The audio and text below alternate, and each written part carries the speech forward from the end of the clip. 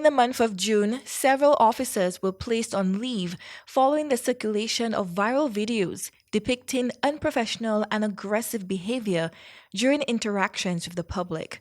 The Royal Saint Lucia Police Force initiated internal investigations into the incidents and removed the officers from frontline duties.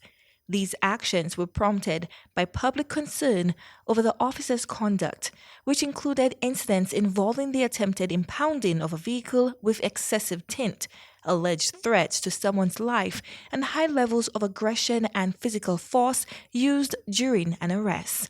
The RSLPF has acknowledged that the officers' actions deviated from standard procedures and principles of professional conduct and human rights.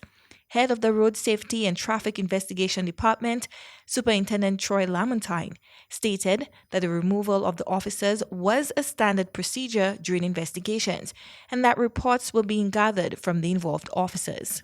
Anything that happens within the police organization, the police force has a system, a structure in relation to how we respond to situations. So the head of the department would make inquiries in relation to what has transpired, request the officers to submit reports so that we have a permanent record, a documented record of their version of what transpired. Subsequent to that, a determination will be made if the officers' actions amount to a breach of any law with regard to the police force. And what I'm referring to is the Police Act specifically, or any other regulation or force orders or instructions or policy in force at the time. Where we're at right now is that the four officers from the two incidents have been withdrawn from operational duties. The incident sparked public outcry and calls for greater transparency and accountability in police conduct. In response, the RSLPF is accelerating efforts to equip officers with body cameras and dash cameras. Additionally, the RSLPF reminded the public that there are established channels for redress if they believe police action is unlawful.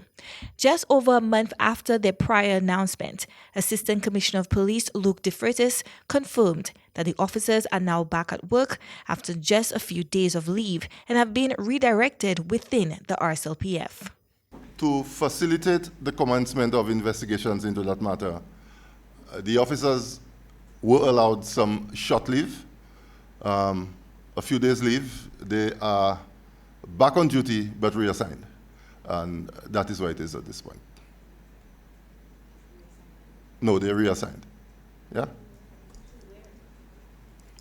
They are reassigned. Of course, this action was not accepted by the public. We have a lot of complaints about individuals, not the entire police force. Naturally, it's not everybody that's the same. But we have a lot of complaints about a lot of individuals in the police force that are not doing their work the way they are supposed to. And I think these things should be investigated. And those culprits who are found guilty, not only should they just put them on temporary leave and within a few days they have them back in action, that kind of foolishness. Because there are people that have certain characteristics that no matter what you do with them, they will behave the way that is inside of them to behave.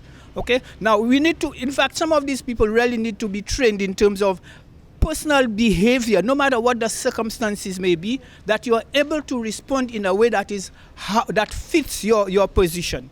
So I really think they need to investigate those situations, get into these situations, and put these guys out and get new people to replace them, because we have a problem. The public cannot trust them right now. For now, critics argue that stronger measures are needed to rebuild trust between law enforcement and the community.